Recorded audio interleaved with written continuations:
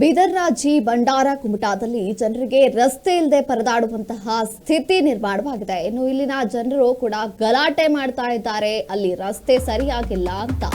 ಬಂಡಾರ ಕುಮಟಾದಲ್ಲಿ ಜನರಿಗೆ ರಸ್ತೆ ಇಲ್ಲದೆ ಪರದಾಡ್ತಾ ಇದ್ದಾರೆ. ಇಲ್ಲಿನ ಜನರ ಗೋಳಾಟ ಕೇಳೋರು ಯಾರು ಇಲ್ಲದಂತಾಗಿದೆ.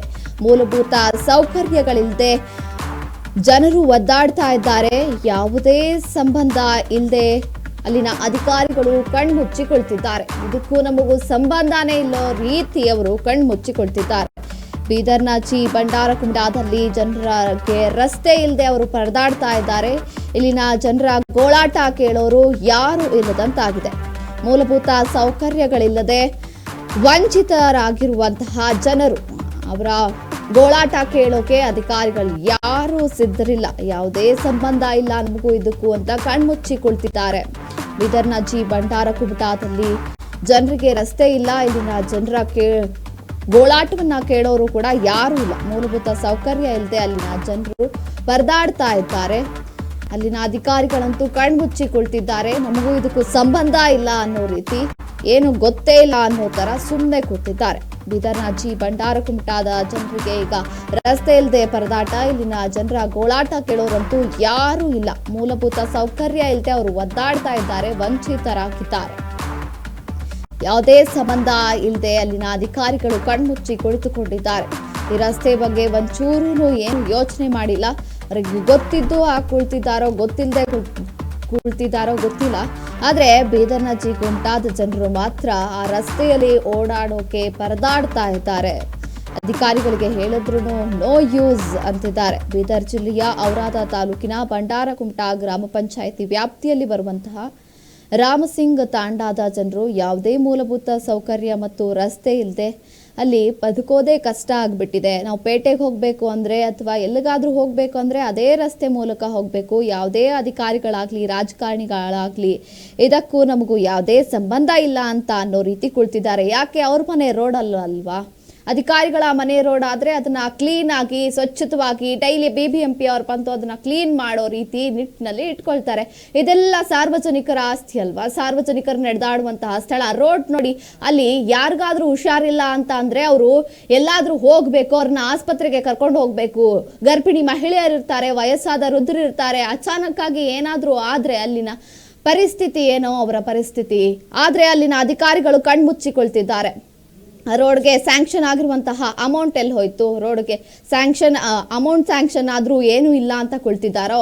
ಎಷ್ಟು ಸ್ವತಂತ್ರ ಬಂದು ನಮಗೆ 78 ವರ್ಷಗಳೇ ಕಳೆದು 79ನೇ ಸ್ವಾತಂತ್ರ್ಯೋತ್ಸವವನ್ನು ನಾವೀಗ ಆಚರಣೆ ಮಾಡಿದ್ವಿ. ಆದರೂ ಕೂಡ ಅಲ್ಲಿ ಅಂದಿನಿಂದ ಕೂಡ ರಸ್ತೆ ಇಲ್ಲ. ಅದು ರಸ್ತೆ ತರನಾದ್ರೂ ಇದೆಯಾ? ಹಳ್ಳ ಕೊಳ್ಳದಲ್ಲಿ ನಡೆದಾಡ್ಕೊಂಡು ಹೋಗ್ತಾ ಇದೀವೇನೋ ಅನ್ನೋ ರೀತಿಯಲ್ಲಿ ರಸ್ತೆ ಇದೆ. ಆ ಒಂದು ತಾಂಡಾದಿಂದ ಏನಾದರೂ ಮೇನ್ ರಸ್ತೆಗೆ ಬರ್ಬೇಕಂದ್ರೆ ಸುಮಾರು 1.5 ಕಿಲೋಮೀಟರ್ ರಸ್ತೆ ಅದೇ ರೀತಿಯಾಗಿದೆಯಂತೆ. ಯಾರನ್ನಾದ್ರೂ ಅಲ್ಲಿ ಹಾಸ್ಪಿಟ್ಲಿಗೆ ಕರ್ಕೊಂಡು ಹೋಗ್ಬೇಕು ಅಥವಾ ಮತ್ತೊಂದು ಏನಾದರೂ ಅನಿವಾರ್ಯ ಪರಿಸ್ಥಿತಿ ಹೋಗ್ಲೇಬೇಕು ಅರ್ಜೆಂಟ್ ಆಗಿ ಅಂತ ಅಂದ್ರೆ ಜನರಿಗೆ ಓಡಾಡೋಕ್ಕೂ ಕೂಡ ಆಗಲ್ಲ. ಅದರಲ್ಲಿ ವಾಹನವನ್ನ ತೆಗೆದುಕೊಂಡು ಹೋಗೋಕ್ಕಾಗಲ್ಲ. ಇನ್ನು ಅಲ್ಲಿನ ಜನರು ಹೇಳ್ತಾ ಇದ್ದಾರೆ, ನಮಗೆ ಎಷ್ಟೋ ಜನ ಅರ್ಧ ರೋಡಲ್ಲೇನೆ ಹಾಸ್ಪಿಟ್ಲಿಗೆ ಕರ್ಕೊಂಡು ಹೋಗಿಂತ ಮುಂಚಿತವಾಗಿನೇ ಅಲ್ಲಿ ಮಧ್ಯ ರಸ್ತೆಯಲ್ಲಿನೇ ಸತ್ತೋಗ್ಬಿಟ್ಟಿದ್ದಾರೆ ತುಂಬಾ ಸಲಿ ಅಂತ ಹೇಳ್ತಾ ಇದ್ದಾರೆ. ಗರ್ಭಿಣಿ ಏನು ಮಹಿಳೆಯರು ಇರ್ತಾರೆ, ಅವರು ಕೂಡ ಅಲ್ಲಿನೇ ಎಷ್ಟೋ ಸಲ ಡೆಲಿವರಿಯನ್ನ ಆಗ್ಬಿಟ್ಟಿದೆ ಅಂತ ಅಲ್ಲಿನ ಗ್ರಾಮಸ್ಥರು ಈ ಬಗ್ಗೆ ಆಕ್ರೋಶವನ್ನ ವ್ಯಕ್ತಪಡಿಸ್ತಾ ಇದ್ದಾರೆ. ಈ ಬಗ್ಗೆ ಅವ್ರು ಏನ್ ಹೇಳಿದ್ದಾರೆ ಬನ್ನಿ ನೋಡ್ಕೊಂಡು ಬರೋಣ.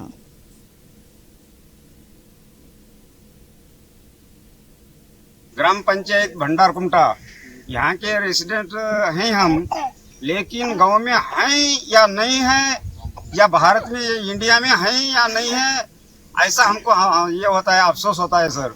इतना तकलीफ है हमको। आज कम से कम 50 साल से हम इधर रहते हैं, तो आज तक हमारे को रोड नहीं है, कुछ नहीं है। सब हर अधिकारी को बात कर रह गए, लेकिन वो कान पे ध्यान नहीं दिए। इसके वास्ते हम हाथ जोड़ के बात करते हैं साहब, हमको रोड होना। रोड भंडार कुमटा महादेवपट्टी रामसिंह नाइक तांडा, और रामसिंह नाइक तांडा जाने के लिए मेन रोड से तांडे तक जाने के लिए हमारे को इतना तकलीफ हो रहा है। ना रोड है ना कुछ है, नाले में से जाना पड़ता। और जब हमारे पास यहीं पे कुछ इमरजेंसी आया तो भी हमको यहीं पे हो जा रहा सब। डिलीवरी होने दो, एक हार्ट अटैक पेशेंट था परसों, हार्ट अटैक पेशेंट यहीं पे ख़त्म हो गया 6 महीने के नीचे। तो इतना तकलीफ हो रहा, सबको बोल के हम थक गए सो है। गवर्नमेंट प्रशासन आके भी एक बार सर्वे करके गए, फिर भी कुछ नहीं हुआ। इस वजह से हमारे को बहुत बोले तो बहुत तकलीफ हो रहा है। फिर ना बच्चों को स्कूल छोड़ने का नहीं हो रहा, जाना बोले तो नाले में से जाना। रात में एक आदमी 11 बजे हमारा यहीं से एक भय गया था जाके, और रोड ಅಲ್ಲಿನ पे जाके निकाले ಗ್ರಾಮಸ್ಥರು सो हम। ಅಧಿಕಾರಿಗಳ ವಿರುದ್ಧ ರಾಜಕಾರಣಿಗಳ ವಿರುದ್ಧ ಕಿಡಿಕಾರ್ತಾ ಇದ್ದಾರೆ. ಅಲ್ಲಿನ ಅಧಿಕಾರಿಗಳು ಕಣ್ಮುಚ್ಚಿಕೊಳ್ತಿದ್ದಾರೆ. ಇಷ್ಟು ವರ್ಷ ಆದ್ರೂ ಕೂಡ ಒಂದು ಗ್ರಾಮಕ್ಕೆ ರೋಡ್ ಮಾಡ್ಕೊಡ್ಲಿಲ್ಲ ಅಂತ ಅಂದ್ರೆ ಅಲ್ಲಿರುವಂತಹ ಅಧಿಕಾರಿಗಳು ಏನ್ ಮಾಡ್ತಾ ಇದ್ದಾರೆ? ಅವರೆಲ್ಲ ಬೇಕಾ? ಹಾಗಿದ್ರೆ ಹೋಟ್ ಕೇಳಕ್ ಮಾತ್ರ ಬರ್ತಾರೆ, ರೋಡ್ ಮಾಡ್ಕೊಡಕ್ ಆಗಲ್ಲ, ಮೂಲಭೂತ ಸೌಕರ್ಯನೇ ಒದಗಿಸಿಲ್ಲ ಅಂತ ಅಂದ್ರೆ ಅಲ್ಲಿನ ಅಧಿಕಾರಿಗಳು ಇದ್ದು ಏನು ಪ್ರಯೋಜನ?